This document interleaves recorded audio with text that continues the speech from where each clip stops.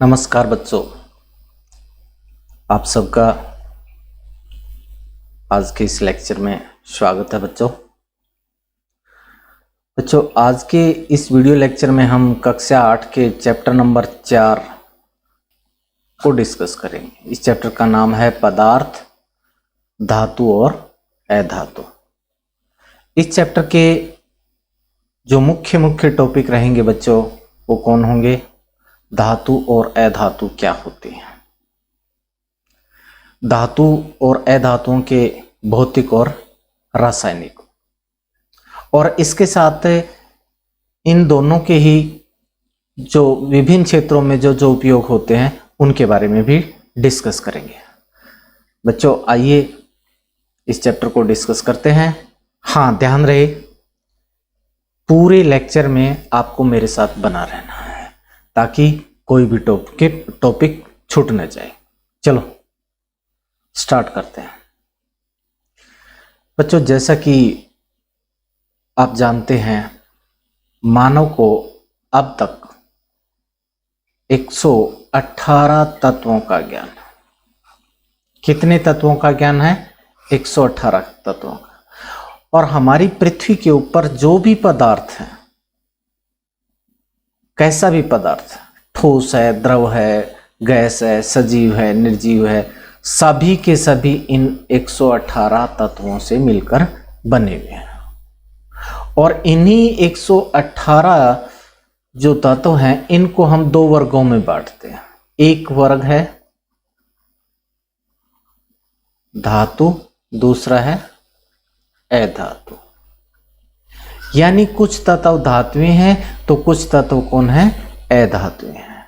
हालांकि कुछ ऐसे भी तत्व हैं जो धातु और अधातु के बीच के गुण रखते हैं, उन्हें हम मेटलॉइड्स बोलते हैं या उपधातुएं कहते हैं।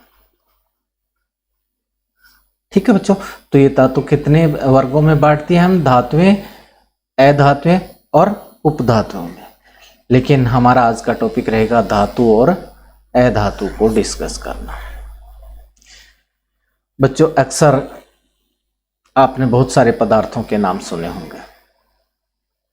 उनमें कहीं पे लोहा सुना, एल्युमिनियम सुना, तांबा सुना। ठीक है, और इसके साथ साथ में आपने कोयला भी सुना होगा, सल्फर भी सुनी होगी, एल्युमिनियम इत्यादि ये सुने। इन पदार्थों को अगर हम गौर से देखते हैं, लोहा, कोयला, सल्फर, एल्युमिनियम, कॉपर, एक बार यही पदार्थ ले लेते हैं। इनको अगर हम गौर से देखते हैं, क्या इनमें कोई चमक है? क्या इनमें कोई रूखापन यानी चमक नहीं नजर आ रही है? या दूसरा, इनको छू के देखें, इनको दबा के देखें, क्या ये संपीड़ित हो पाते हैं? इन्हीं चमक और कठोरता का महत्व है ताकि इनके गुणों का पता लग जाए। लोहे को अगर आप गौर से देखें या पुराना लोहे का टुकड़ा है तो उसको रेग मार्क से या कट करके नया उसका रंग बाहर आ जाता है, तो आप क्या पाएंगे? लोहे के अंदर एक चमक नजर आती है, लेकिन कोयले में चमक नजर नहीं आती। इसी प्रकार से सल्फर में देखें तो सल्फर के अंदर भी कोई चमक नजर नहीं आती। एल्युमिनियम के अंदर अपनी चमक होती है, कॉपर का अपना चमक होता है। इसी प्रकार से इनकी कठोरता की बात करें, लोहा को दबा के संपीड़ित करें तो लोहा संपीड़ित नहीं होता, यानी काफी कठोर होता है। कोयला कठोर नहीं होता, भुरभुरा होता है, कम कठोर होता है, भंगूर टाइप से होता है, यानी इसमें बहुत कठोर नहीं है, कम कठोर है ये। सल्फर भी कम कठोर है। एल्युमिनियम के अंदर कठोरता है लेकिन लोहे जितनी कठोरता नहीं है। ठीक है, और कॉपर के अंदर भी कठोरता नजर आती है। तो ये दो बातें जो हमने यहाँ पे डिस्कस की, एक चमक और कठोरता, पदार्थों के जो दिखावट कैसी है, उनकी चमक कैसी है, या वो कठोर है या नरम है, ये क्या बात दर्शाते हैं? यानी उन पदार्थों के भौतिक गुणों को दर्शाते हैं। और अभी हमने बताया था जो भी पदार्थ हैं उनको हमने धातु और अधातु में बांटा हुआ है। धातु और अधातु में अगर आप अंतर करना चाहते हैं दोनों के अंदर, तो हमें जरूरत पड़ती है उनके भौतिक गुण और रासायनिक गुणों में। बच्चों, जैसा कि आप जानते हैं, छोटी कक्षाओं में हम पढ़ चुके हैं कि भौतिक गुण कौन होते हैं किसी भी पदार्थ के। उसका रंग कैसा है, वो दिखता कैसा है, वो कठोर है या नरम है ना। इस तरह की जो चीजें दिखाई देती हैं, वो ठोस है, द्रव है, गैस है, वो उसके भौतिक गुण है। लेकिन अगर किसी पदार्थ के अंदर कोई आप उसको हवा एयर के साथ जलाएं, किसी अम्ल के साथ रिएक्शन कराएं, पानी के साथ रिएक्शन कराएं, है ना, अगर इस तरह से कोई अभिक्रिया करवाते हैं और कोई नया उत्पाद बनता है, तो वो गुण उसके क्या कहलाते हैं? रासायनिक, वरना पहले वाले भौतिक गुण कहलाते हैं। ठीक है बच्चों, यहां पर दो शब्द यूज हुए थे, दिखावट और कठोरता। ये इन पदार्थों के भौतिक गुण है, रासायनिक गुण नहीं है बच्चों। और यहां इन पदार्थों के हमने जो नाम लिए हैं, इनके अंदर लोहा धातु में आता है, एल्युमिनियम धातु है, कॉपर धातु है, कोयला और जो सल्फर है, ये कौन है? अधातु है। सल्फर को गंधक भी कहते हैं। और कोयला से हमारा अभिप्राय है, कोयला वास्तव में बच्चों किसका ढेर होता है? कार्बन का ढेर होता है। किसका होता है? कार्बन का ही ढेर। जब हम कोयले की बात कर रहे हैं तो यूं समझिए कार्बन की बात कर रहे हैं।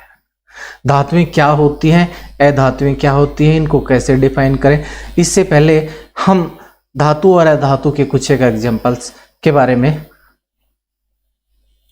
थोड़ा सा अवगत हो जाते हैं। कुछ धातुओं के नाम यहां दर्शाए गए हैं बच्चों, धातुएं।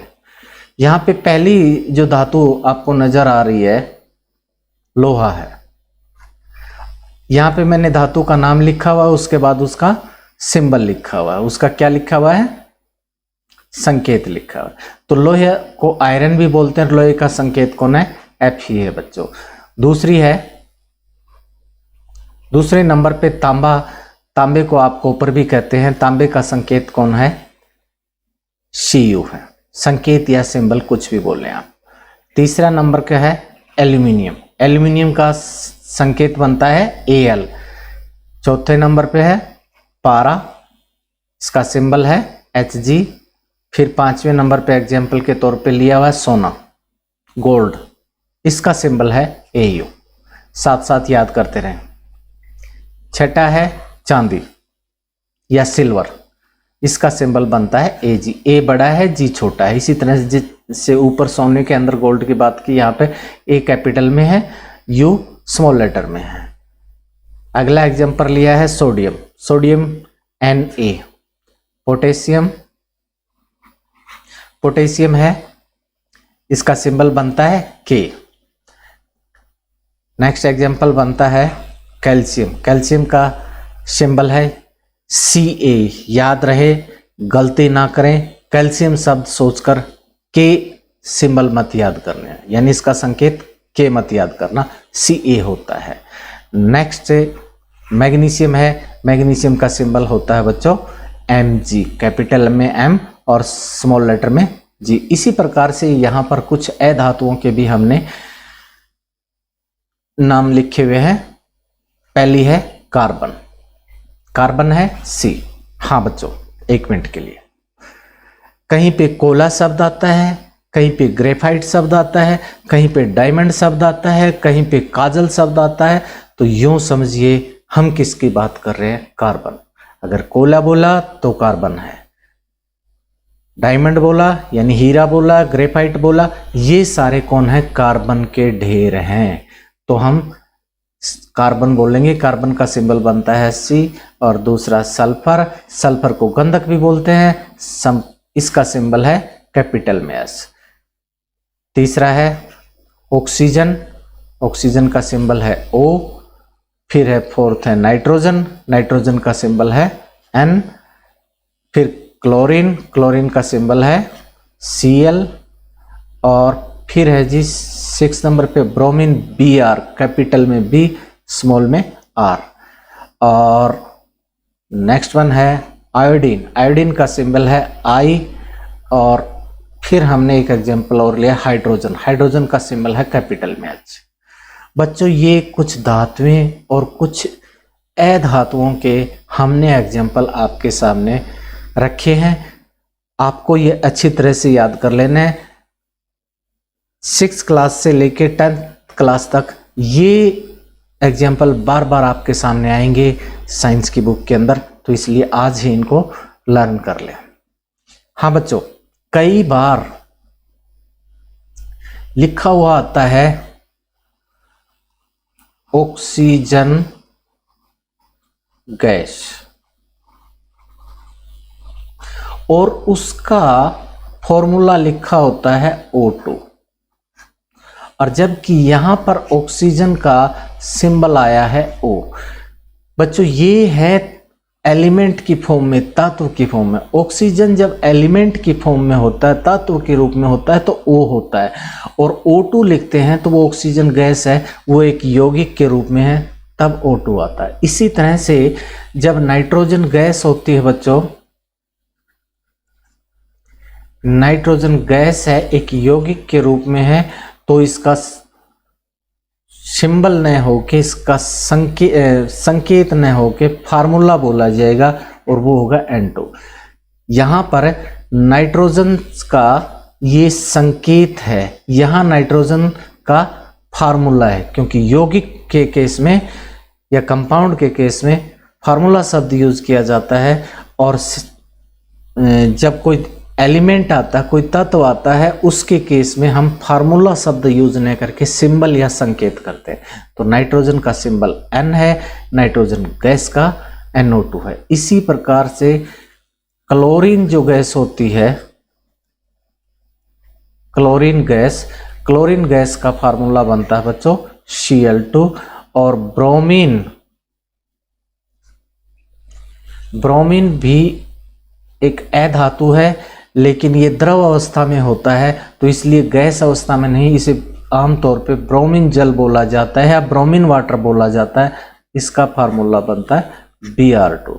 और फिर आगे जो आयोडीन है, आयोडीन ये भी गैस के रूप में होती है, और इसका फार्मूला होता है I2। नीचे सबसे लास्ट में हाइड्रोजन दी है। हाइड्रोजन फ्री अवस्था में, स्वतंत्र अवस्था में, ये सारी जब वायुमंडल के अंदर स्वतंत्र अवस्था में मिलते हैं तो गैसीय रूप या जल के रूप में होते हैं। हाइड्रोजन किस में होती है? गैस के रूप में होती है। तो हाइड्रोजन का लिखें सॉरी बच्चों, एक मिनट, इसको मैं थोड़ा सा एक बार रफ करके दोबारा लिख देता हूं। हाइड्रोजन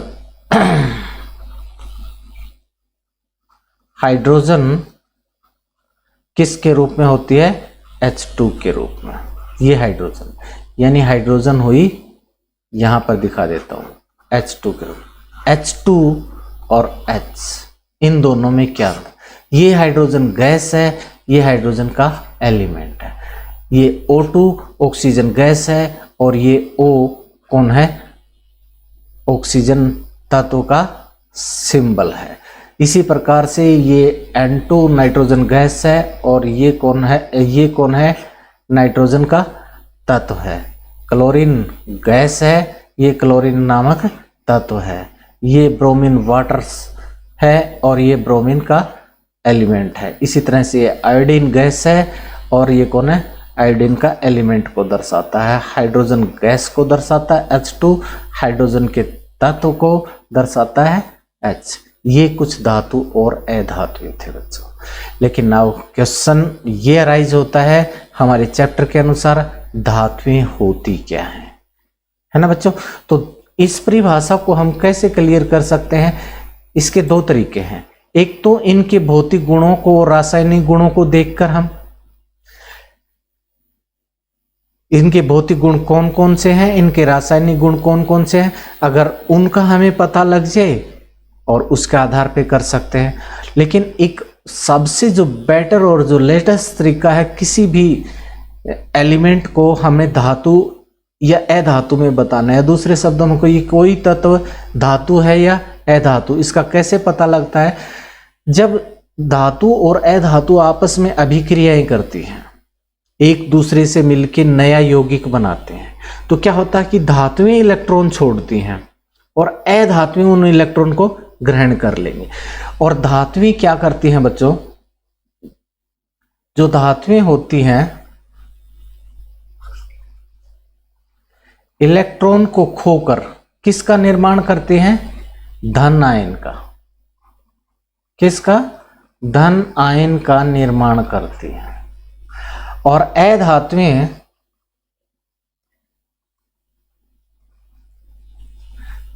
जब धातुओं के साथ रिएक्शन करती हैं या किसी और दूसरे यौगिक के साथ में रिएक्शन करती हैं, तो वो जो धातुओं ने इलेक्ट्रॉन छोड़ा था उस इलेक्ट्रॉन को ग्रहण करके, क्या करके, ग्रहण करके, किसको, इलेक्ट्रॉन को, एक भी ग्रहण कर सकते हैं, एक से अधिक भी, तो और किसका निर्माण करते हैं, ऋण आयन का। तो धातु की परिभाषा यहां से हो रही है, धातुएं वे तत्व होते हैं जो इलेक्ट्रॉनों को खोकर या इलेक्ट्रॉन को छोड़कर धन आयन का निर्माण करते हैं, उन तत्वों को धातुएं कहते हैं। कौन कौन सी धातुएं हो सकती हैं, अभी अभी आपको मैंने बताया, ये सारी धातुएं हैं, लोहा, copper, aluminium, Ag, Au, sodium, calcium, potassium, magnesium, ये सारी कौन है, अधातुएं हैं, सॉरी धातुएं हैं। अधातुओं की परिभाषा की बात करें, अधातुएं वे तत्व होते हैं जो इलेक्ट्रॉनों को ग्रहण करके कैसे आयन बनाते हैं, ऋण आयन बनाते हैं। अधातुओं के एग्जाम्पल्स बताइए, 1 2 4 5 कितने भी बताने हैं आप यहां से याद कर सकते हैं। Carbon, sulphur, oxygen, nitrogen, chlorine, bromine, iodine, hydrogens, ये हम पहले ही डिस्कस कर चुके हैं, यानी याद कर चुके हैं। बच्चों यहां से एक क्वेश्चन बनता है, अक्सर पूछ लिया जाता है, धातुएं कैसे आयन बनाती हैं, तो आपका जवाब होगा धन आयन। अधातुएं कैसे आयन बनाते हैं, आपका जवाब होगा ऋण आयन। अगला क्वेश्चन ये बनता है, अधातुएं ऋण आयन बनाने के लिए इलेक्ट्रॉन कहां से लेती हैं, तो आप कहेंगे जो धातुओं ने छोड़े थे वहां से। अब इसी प्रकार से धातुएं धन आयन बनाने के लिए इलेक्ट्रॉन छोड़ती हैं, इलेक्ट्रॉन छोड़ती हैं, यानी ऐसे नहीं कि वो इलेक्ट्रॉन छोड़ देंगे और वायुमंडल के अंदर या ऐसे ही पर सरफेस के ऊपर घूमता रहेगा। ये तब तक इलेक्ट्रॉन नहीं छोड़ती जब तक कोई अधातु धातु के पास रिएक्शन करने के लिए नहीं आती, यानी वो इलेक्ट्रॉन छोड़ती है। कब धन आयन बनाते हैं, तो कब छोड़ते हैं, कोई अधातु जब उससे इलेक्ट्रॉन ग्रहण करने के लिए आता है। ये था बच्चों इनकी डेफिनेशन। अब हम पर चलते हैं धातु और अधातुओं के भौतिक गुणों पे, यानी हमारा नेक्स्ट टॉपिक बनता है बच्चों धातु और अधातुओं के भौतिक गुण। बच्चों इन भौतिक गुणों को हम डिस्कस करें उससे पहले हमारे आस पड़ोस में जो आमतौर पे जो घटनाएं होती हैं उनको हमने जो ऑब्जर्व किया है एक बार उन पे नजर डालें। आपने देखा होगा लोहे के टुकड़े या लोहे से निर्मित वस्तुएं होती हैं जैसे फावड़ा, बेलचा, है ना, कुल्हाड़ी, उनको अक्सर पीटते हुए देखा है हमने। कैसे देखा है, पीटते हुए, हथौड़े की सहायता से पीटते हुए देखा है। फिर हमने देखा जब वो हथौड़े से पीट रहा है तो क्यों पीट रहा है, क्या उसके आकार में कोई परिवर्तन हुआ है। आप देखेंगे कि जब वो उसको पीटता है तो पीटने से उसके आकार में परिवर्तन हो जाता है, वो फैल जाता है। क्या हो जाता है, फैल जाता है। अब यहां देखिए ये लोहे की कोई कील है, यहां पर लोहे की कीलें हैं, इनको हथौड़े से चोट मारें तो कुछ देर बाद देखेंगे वो चपटी हो जाती है। इसी तरह से लोहे का और कोई टुकड़ा है, उसको पीट पीट के बार बार उस पर चोट मारते रहते हैं तो वो किसके रूप में बदल जाता है, और फैलकर एक चद्दर का रूप धारण कर लेता है। किसका, चद्दर या सीट का रूप धारण कर लेता है। आप लोहे की कीलों को, एल्युमिनियम के तार को, इनको अगर पीट के देखोगे तो वो सीट बन जाएगी। तो धातुओं, जितनी भी धातुएं होती हैं उनको अगर से किसी हथौड़े की सहायता से, किसी अन्य वस्तु की सहायता से अगर चोट मारे तो वो फैल जाता है, चपटा हो जाता है, एक सीट या चादर के रूप में बदल जाता है। और इस तरह से उसका चादर के रूप में बदलना धातुओं का एक गुण कहलाता है, और उस गुण का नाम है आघात वर्धे। आघात यानी चोट लगने पर, वर्धे यानी बढ़ जाना। तो धातुओं का गुण जिसके कारण उन्हें पीटकर सीट में परिवर्तित किया जा सकता है, उसे क्या कहते हैं? धातुओं का आघात वर्धिता गुण कहता है। या दूसरे शब्दों में कहे, धातुओं का एक भौतिक गुण हमारे सामने आ गया। तो सभी धातुएं क्या होती हैं? आघात वर्धे होती हैं, यानी उन्हें पीटकर चादर के रूप में ढाला जा सकता है। तो पहला भौतिक गुण आपके सामने आ गया, ठीक है। और इससे पहले एक गुण हम और डिस्कस कर रहे थे कि भी धातुओं में चमक होती है, जैसे लोहे की अपनी चमक, सोने की अपनी चमक। तो दो गुण हमारे सामने आ गए, धातुओं के दो गुण आ गए। क्या आप कोयले को पीटेंगे, लकड़ी को पीटेंगे, क्या वो फैल जाएगा? क्या वो चादर का रूप धारण कर लेगा? नहीं बच्चों, कोयला भंगूर होता है। क्या होता है? भंगूर, यानी भुरभुरा जाएगा चोट मारते ही। कोयला, मैंने बताया था, कोयला का मतलब है, हम अधातु की बात कर रहे हैं, ठीक है।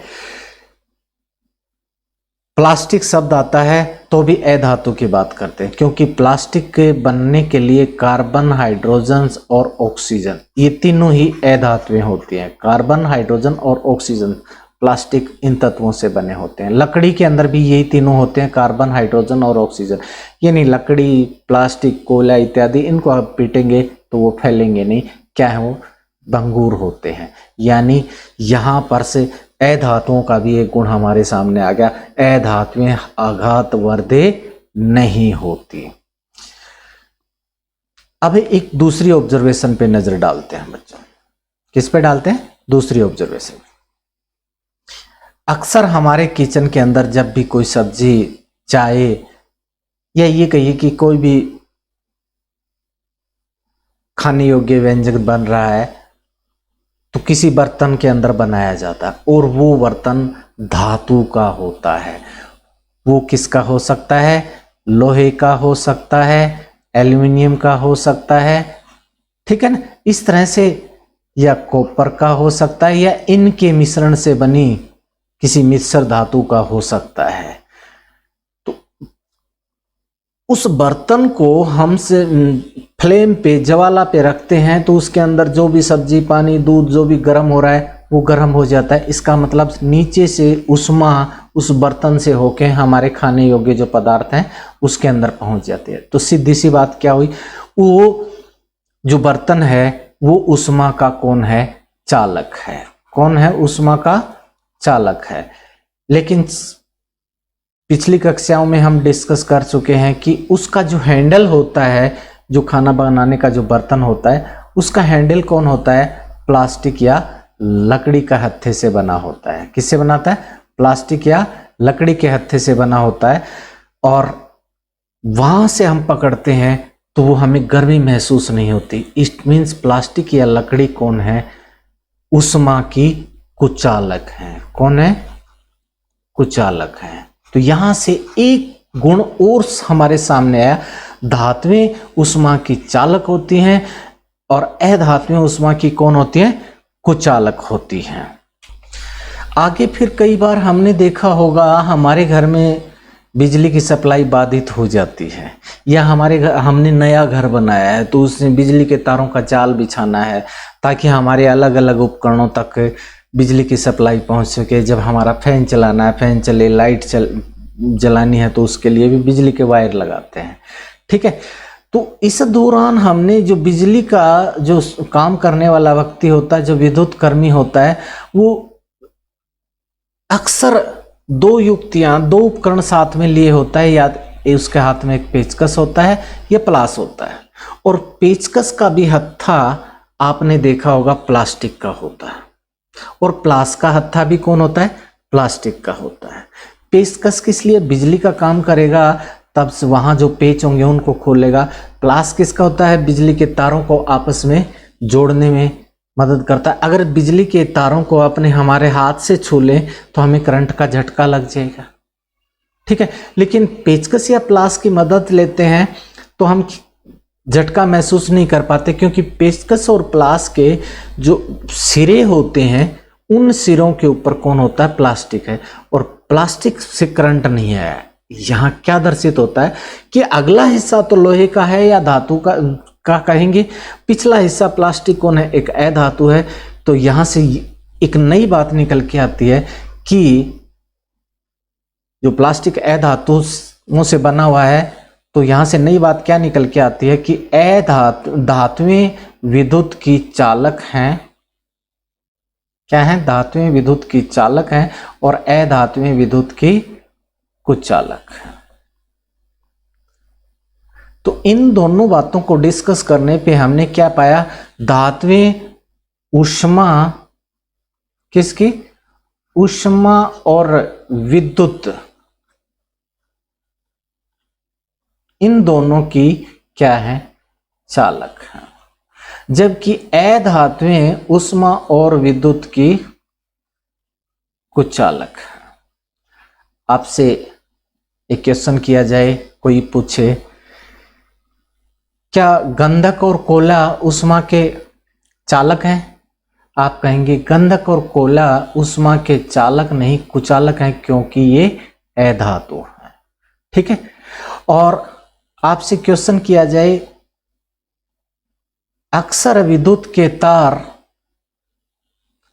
लोहे के, तांबे के, एल्यूमिनियम के क्यों बनाए जाते हैं, तो आपका जवाब क्या होगा, लोहा, कॉपर, एल्यूमिनियम विद्युत के कौन है, सुचालक हैं। कौन है, सुचालक हैं, इसलिए विद्युत के तार इन्हीं से बनाए जाते हैं। ठीक है बच्चों। हमने यहां कहा कि विद्युत के तार किससे बनाया, लोहे से, कॉपर यानी तांबे से या एल्युमिनियम से, और कंप्यूटर से जैसी डिवाइस जो होती हैं उनमें जो वायर होते हैं वो किससे, चांदी से भी बने होते हैं बच्चों। यानी तार धातुओं से बने हुए हैं। तार मीन्स धातु को पतला किया गया है, बहुत पतले धागे की तरह से बनाया गया है। तो धातुओं का यहाँ एक नया गुण और निकल के आता है, धातुओं को खींचकर वायर्स में बदला जा सकता है, तारों में बदला डाला जा सकता है। यानी सभी धातुओं को वायर के रूप में डाला जा सकता है। और धातुओं का तार में बदलना, तन के जाना ही क्या कहलाता है, धातुओं का एक नया गुण कहलाता है, तन्यता। धातुओं का वह गुण जिससे उन्हें खींचकर तारों में परिवर्तित किया जा सकता है, उसे तन्यता कहते हैं। ठीक है। लेकिन कोई भी यह धातु ऐसी नहीं है जिसको खींचकर किस में बदला जा सके, तारों में बदला जा सके। तो सभी धातुएं तन्य होती हैं, सभी अधातुएं तन्य नहीं होती, यानी अधातुओं में तन्यता का गुण नहीं होता। ठीक है बच्चों।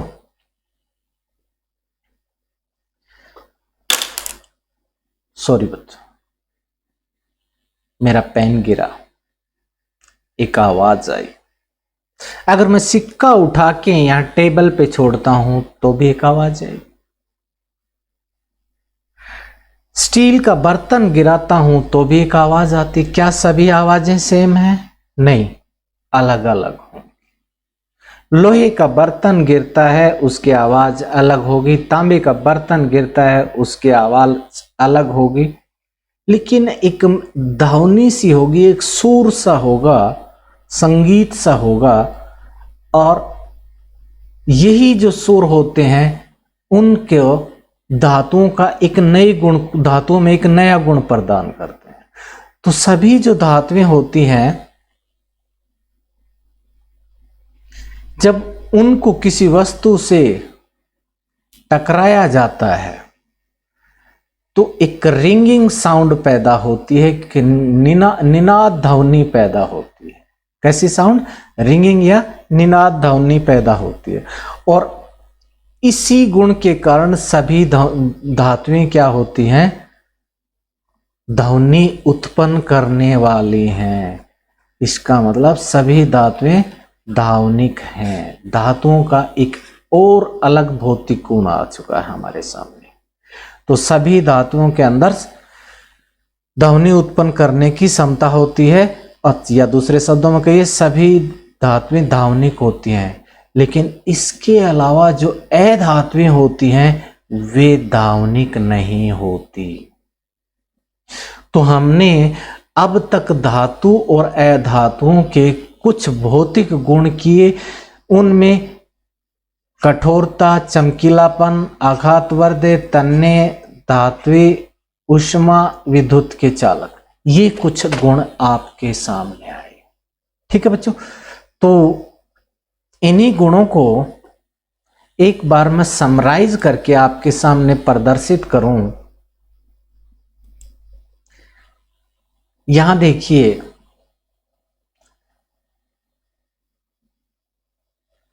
इधर की साइड में धातुएं ली हुई हैं बच्चों। क्या ली हुई हैं? धातुएं लिया। और इधर की साइड में कौन लिया हुआ है? अधातुएं लिया।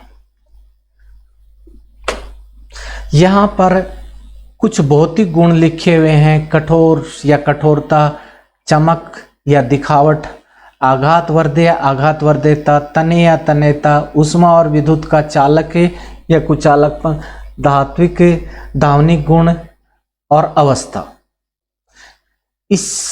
इन्हीं गुणों के आधार पे हम धातु और अधातुओं में अंतर भी स्थापित कर सकते हैं बच्चों। या दूसरे शब्दों में कहिए, आपके सामने एक क्वेश्चन आ जाता है कि धातु और अधातुओं में अंतर बताइए। कुछ भौतिक गुण लिखते हैं, एक तरफ धातुएं ले ले, दूसरी तरफ अधातुएं ले, तो हम लिख दें कि यहां पर, जैसे यहां पर पहला पॉइंट बनाया, सभी धातुएं आमतौर पे कठोर होती हैं। क्या होती हैं? कठोर होती हैं। लेकिन कहीं अपवाद भी होते हैं। तो यहां एक अपवाद है, सोडियम और पोटेशियम धातु नरम धातुएं हैं, जिन्हें किससे? चाकू से भी काटा जा सकता है। किससे काटा जा सकता है? चाकू से काटा जा सकता है। इसको ध्यान रखें, मोस्ट इंपॉर्टेंट क्वेश्चन है। उन धातुओं के नाम बताइए जो चाकू से काटे जा सकते हैं। आप बोलेंगे सोडियम और पोटेशियम। मैंने यहाँ सोडियम का संकेत लिखा है और पोटेशियम का संकेत लिखा है। तो हम बात कर रहे थे भौतिक गुणों के। तो सभी धातुएं आमतौर पे कठोर होती हैं और अधातुएं आमतौर पे नरम होती हैं या भंगुर होती हैं। क्या होती हैं? भंगुर होती है, यानी इनको चोट मारेंगे तो भुरभुरी हो जाएंगी, टूट के बिखर जाएंगी। ईंट का के ऊपर जिस तरह से पत्थर, ईंट के ऊपर से आप हथौड़ा मारे तो कैसे वो बिखर सा जाता है, तो इस तरह से बिखर जाएंगे। ठीक है। और नरम भी होती हैं। सभी धातुओं की अपनी चमक होती है। सोने की अपनी अलग चमक होती है, तांबे की अलग होती है, लोहे की अलग होती है, और अधातुओं में कोई चमक नहीं होती। सभी धातुएं आघातवर्धे होती हैं, यानी उनको हथौड़े से चोट मारकर चादर के रूप में, सीट के रूप में ढाला जा सकता है। अधातुओं को नहीं। अगर चोट मारेंगे तो वो क्या हो जाएंगी? भुरभुरियां खिंड जाएंगी, फैल जाएंगी, है ना। तो आघातवर्धेता का गुण नहीं होता। सभी धातुओं के अंदर तन्यता का गुण पाया जाता है, या कहिए सभी धातुएं तन्य होती हैं, और इसी कारण इनको हम तारों में ढाल सकते हैं। बच्चों यहां पर एक क्वेश्चन बता रहा हूं। सोना नाम की जो धातु है, जिसका संकेत है Au, अगर हम बात करें सबसे पतला तार किस धातु का बनाया जा सकता है? सोने का बनाया जा सकता है। सोना इतना तन्य होता है कि पतले से पतला वायर भी इसका हम बना सकते हैं, और कोई भी अधातु तन्य नहीं होती। अगला पॉइंट बनता है, धातु और सभी धातुएं ऊष्मा और विद्युत की सुचालक होती है। क्या होती है? ऊष्मा और विद्युत की सुचालक होती है। लेकिन यहां पर अधातुएं कुचालक है। मैंने अभी जैसे पहले वाले पॉइंट में बताया था, कहीं कहीं आपको अपवाद भी देखने को मिलेंगे। क्या मिलेंगे? अपवाद भी देखने को मिलेंगे। तो हम बात कर रहे थे बच्चों कि विद्युत के सुचालक पॉइंट आया था। तो हमसे अगर हम बात करें विद्युत का सबसे अच्छा चालक कौन होता है, चांदी Ag विद्युत की सबसे अच्छी चालक है। तो बेस्ट कंडक्टर ऑफ इलेक्ट्रिसिटी कौन होगी? चांदी होगी। और इसी प्रकार से सभी अधातुएं हमने बताया कुचालक होती है, लेकिन कार्बन का एक अपरूप है जिसे हम ग्रेफाइट बोलते हैं। ग्रेफाइट, कार्बन जब ग्रेफाइट के रूप में होता है तो वो कौन होता है? चालक होता है। किसके रूप में होता है? चालक के रूप। ये एक अपवाद है यहां पर है। तो यहां से क्वेश्चन बनता है, सबसे अच्छी चालक धातु का नाम बताइए। आप कहेंगे चांदी। आप कहेंगे कार्बन का वो कौन सा अपरूप है जो विद्युत का चालक है? तो आप कहेंगे ग्रेफाइट। और नेक्स्ट पॉइंट बनता है, सभी धातुएं धावनिक गुण रखती हैं, यानी उनको किसी वस्तु से टकराया जाए तो ध्वनि उत्पन्न करती है। ये ऐसा नहीं करती। ये मीन अधातुएं ऐसा नहीं करती। फिर बात आती है अवस्था की। सभी धातुएं सामान्य ताप पर ठोस अवस्था में पाई जाती है। कैसी अवस्था में पाई जाती है? ठोस अवस्था में। लेकिन यहां भी बच्चों एक अपवाद है। पारा नाम की जो धातु होती है, पारा, मरकरी, Hg, ये द्रव अवस्था में मिलता है। किस अवस्था में होता है? पारा द्रव अवस्था में पाया जाता है, ठोस अवस्था में नहीं होता। और अधातुओं की बात करें, ठोस, द्रव, गैस तीनों रूपों में पाए जाते हैं। अधातुओं ठोस भी होती हैं, गैस भी होती हैं और द्रव भी होती है। सिर्फ द्रव में एक ही अधातु होती है, ब्रोमीन, जो ब्रोमीन वाटर के रूप में होती है। ठीक है। ठोस में हमने कार्बन सल्फर का नाम लिया था कुछ देर पहले से ही। गैस के अंदर हम नाइट्रोजन, ऑक्सीजन, ठीक है, क्लोरीन, ऐसे आयोडीन जैसे नाम ले सकते हैं। तो ये दूसरे शब्दों में यहाँ कहिए लास्ट पॉइंट के अंदर अधातुएं तीनों अवस्था में ठोस, द्रव, गैसों में पाई जाती है। ठीक है। ये थे धातुओं के भौतिक गुण, अधातुओं के भौतिक गुण, और धातु और अधातु के भौतिक गुणों के आधार पर से उनका हमें क्या निकालना भी बताया। धातु और अधातुओं के भौतिक गुणों के आधार पे हमने उनमें अंतर भी देखा बच्चों।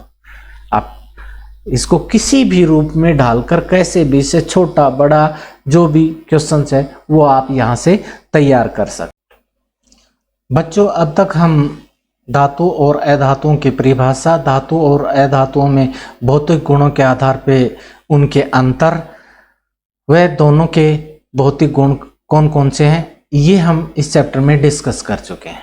इस चैप्टर का जो शेष पार्ट है, इनके धातु और अधातुओं के रासायनिक गुण और किस क्षेत्र में इनका उपयोग होता है, वो सब हम डिस्कस करेंगे चैप्टर के नेक्स्ट पार्ट में। ठीक है बच्चों। और ध्यान रहे, जहां कहीं भी आपको कोई भी प्रॉब्लम महसूस होती है, वीडियो को पॉज करें और रिवर्स करें और फिर दोबारा से स्टार्ट करके अच्छे ढंग से समझने की कोशिश करें। फिर भी कोई प्रॉब्लम आती है तो वीडियो के नीचे कमेंट बॉक्स में अपना कमेंट छोड़ दें, मैं आपकी समस्या का समाधान करूंगा। तब ठीक है बच्चों, फिर मिलते हैं।